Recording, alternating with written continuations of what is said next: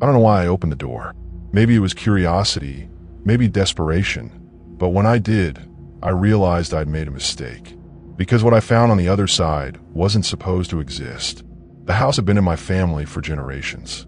A sprawling Victorian relic perched to the edge of town. Its creaking floors and peeling wallpaper whispered secrets too old to be forgotten. When my grandmother passed away last winter, she left the property to me, a gift wrapped in cobwebs and dust. I didn't want it, but something about her felt final. Like refusing would break some unspoken rule. It started with the dreams. Every night since moving in, I dreamed of a room. Not just any room, a nursery. Pale yellow walls, a rocking chair by the window, sunlight streaming through lace curtains. It felt familiar, yet wrong. In the dream, I always stood in the doorway, unable to step inside.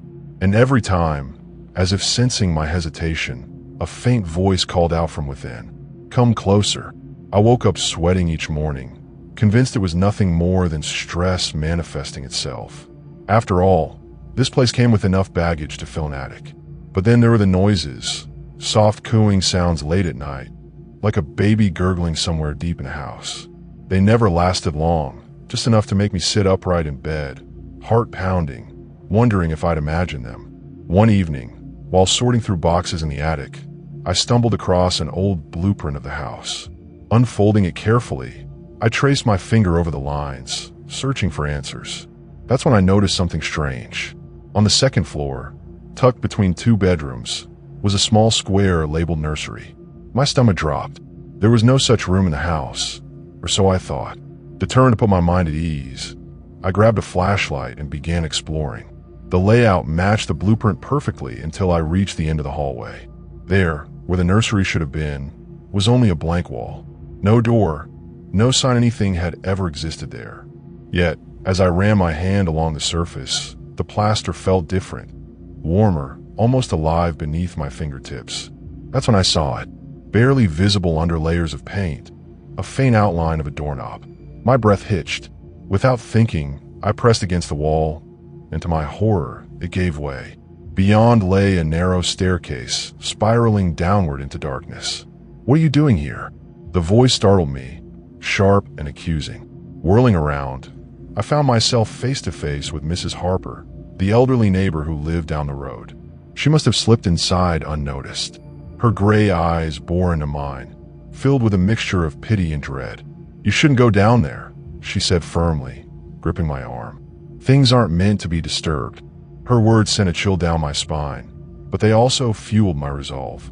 Ignoring her protests, I descended the stairs, flashlight trembling in my grip. At the bottom, I pushed open another door and froze. There it was, the nursery from my dreams. Everything exactly as I remembered. The yellow walls, the rocking chair, the lace curtains swaying gently despite the closed window. But there was one thing that hadn't appeared in my nightmares.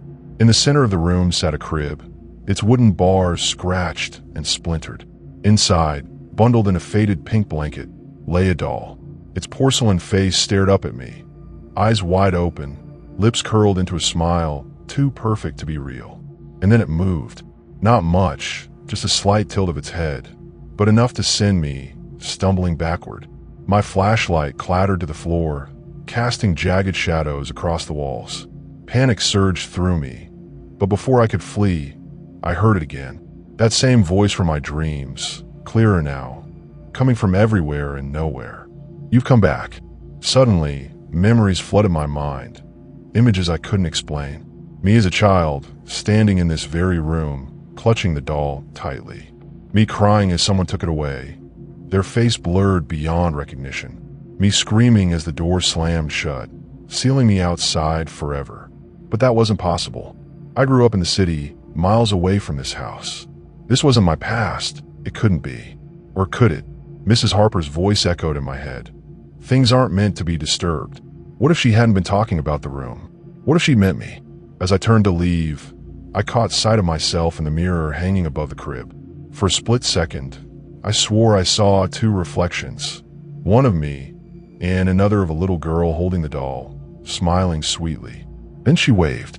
I bolted out of that room like the devil himself was chasing me. My legs burned as I scrambled up the spiral staircase, my mind racing faster than my feet. By the time I reached the attic, gasping for air, Mrs. Harper was gone. The silence in the house felt heavier now, pressing against my chest like a weight I couldn't shake off. But it wasn't just fear gnawing at me. It was confusion. That little girl in the mirror, she looked so familiar. Too familiar. Her smile, her hair tied back with a ribbon, even the way she held the doll. It was uncanny. And then it hit me. Hard.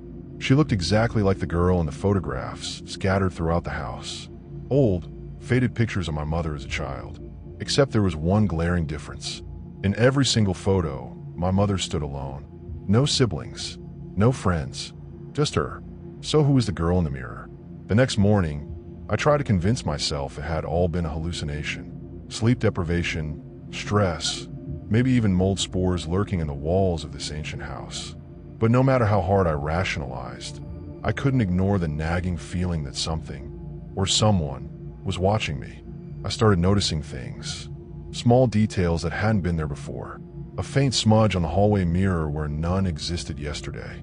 The sound of tiny footsteps padding across the floor late at night, always stopping just outside my bedroom door. And worst of all, the smell, a sickly sweet scent, like baby powder mixed with something metallic, lingering in corners of the house I swore I'd never entered. Desperate for answers, I went back to the blueprint. This time, I examined it more closely, searching for anything I might have missed. And that's when I saw it, written in tiny, almost illegible script along the edge of the paper. Nursery, sealed 1967. Incident unresolved. Incident? What incident? I decided to visit the local library, hoping to dig up some records about the house. It didn't take long to find what I was looking for. Buried in a dusty archive of old newspapers was an article dated October 31st, 1967. The headline read, "Tragedy strikes local family. Twin sisters found dead in mysterious circumstances." According to the report, two young girls, identical twins named Eleanor and Evelyn Carter, had lived in the house with their parents. One fateful Halloween night, Eleanor died under mysterious circumstances. The official cause of death was listed as accidental suffocation, though rumors suggested foul play. As for Evelyn, she vanished without a trace shortly after her sister's passing. Some claimed she ran away. Others whispered darker theories. My hands trembled as I pieced together the timeline. If Eleanor and Evelyn were my grandmother's daughters, then the girl in the mirror wasn't just any child. She was family, possibly even my own mother. Or was she? That night, I couldn't sleep. Every creak of the house sounded like whispers. Every shadow seemed alive. Finally, around 3 a.m., I gave up and wandered downstairs. Maybe tea would help calm my nerves. But as I passed the living room, I froze. Someone, or something, was sitting in the armchair by the fireplace. It was the doll. How it got there, I'll never know. Last I checked, it was still lying in the crib, tucked neatly under its blanket. Now it sat upright, facing me, its glassy eyes glinting in the moonlight streaming through the window. Its expression hadn't changed. It still wore that eerie, unblinking smile. But somehow, it felt different, more aware. Before I could move, it tilted its head again, mimicking the motion I'd seen in the nursery. Then, impossibly, it spoke. "You shouldn't have come back." Its voice was high-pitched, lilting, the kind of tone you'd expect from a child singing a nursery rhyme. But there was nothing playful about its words. They dripped with malice, each syllable slicing through the air like a knife. "Who are you?" I demanded, my voice cracking despite my best efforts to stay calm. For a moment, the doll said nothing. Then, slowly, it raised one tiny porcelain hand and pointed toward the mirror hanging above the fireplace. Against my better judgment, I looked and screamed. The reflection staring back at me wasn't mine. It was hers, the girl from the photographs, the girl in the mirror. Only now, she wasn't smiling. Her face twisted in anguish, tears streaming down her cheeks as she mouthed three chilling words. "Help me leave." By dawn, I was sitting at the kitchen table, clutching a mug of cold coffee and trying to make sense of everything. Who was this girl? Was she Eleanor, the twin who died? Or Evelyn, the one who disappeared? And why did she keep appearing to me? Then it occurred to me, maybe she wasn't asking for my help because she needed to leave the house. Maybe she wanted me to leave inside it. I returned to the nursery, determined to confront whatever waited for me there. The air grew colder with each step I took down the spiral staircase, until my breath came out in visible puffs. When I reached the bottom, I found the crib empty, the doll nowhere in sight. Instead, a single object lay on the floor, a photograph. It was newer than the ones I'd seen before, taken sometime in the 90s. In it, my grandmother stood beside a young woman holding a baby. Me. I recognized the outfit immediately. It was the same pink blanket wrapped around the doll in the crib. But there was something else. Standing just behind us, barely visible in the background, was a figure. A little girl, her face obscured by shadows. She clutched a doll identical to the one I'd seen last night. Suddenly, the pieces clicked into place. The dreams, the memories, the whispers. They weren't warnings. They were invitations. Invitations to join them. As I stared at the photo, the temperature plummeted. Behind me, the crib creaked softly, as if inviting me closer. I didn't turn around. I couldn't. My body felt frozen, like an invisible hand were holding me in place. The creaking grew louder, closer, until it wasn't just the crib making noise. It was the entire room. The walls seemed to breathe, expanding and contracting as if alive. And then came the laughter, high-pitched and melodic. It filled the space like a lullaby designed to unravel your sanity. It wasn't coming from one direction. It surrounded me, echoing off every surface until I couldn't tell where I ended and the sound began. "Why are you so scared?" The voice asked, softer now, almost tender. "We've been waiting for you."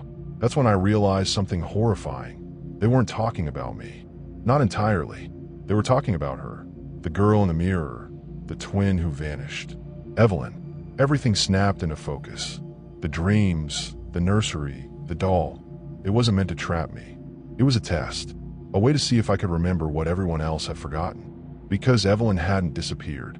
She'd been here all along, trapped between worlds, unable to move on until someone remembered her name.